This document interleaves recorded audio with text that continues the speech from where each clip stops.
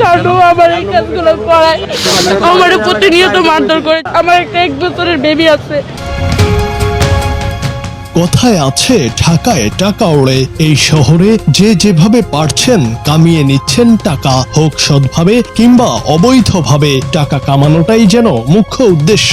এই শহরেই রাতারাতি কেউ ধনী থেকে গরিব হচ্ছেন, আবার কেউ ফকির থেকে হচ্ছেন কোটিপতি। তাই বলে কি নতুন বউকে দিয়ে ভিক্ষা করিয়ে টাকা কামাতে হবে? এমনই এক অবিশ্বাস্য ঘটনা ঘটেছে রাজধানী ঢাকাতেই।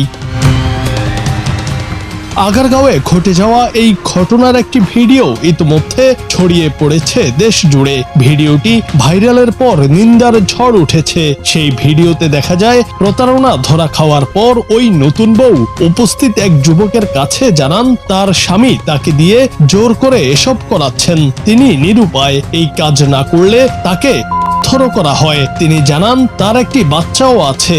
স্বামী গোপনে আরেকটি বিয়ে করে তাকে দিয়ে এখন ভিক্ষা করাচ্ছেন। ভিডিওতে ভুক্তভোগী নারীকে উপস্থিত জনতার কাছে পুলিশের সাহায্য পাইয়ে দিতে কান্নাকাটি করতেও দেখা যায়। ঘটনার সময় এক যুবক ওই নারীর স্বামীকে ঘটনাস্থলে আসতে বললেও ধরা খাওয়ার ভয়ে নানা বাহানা দেখিয়ে তিনি আসতে অপারগতা প্রকাশ করেন। এই ঘটনায় উদ্বেগ প্রকাশ করেছেন নেটিজেনরা। জুনায়েদ আহমেদ, বাংলা টিভি।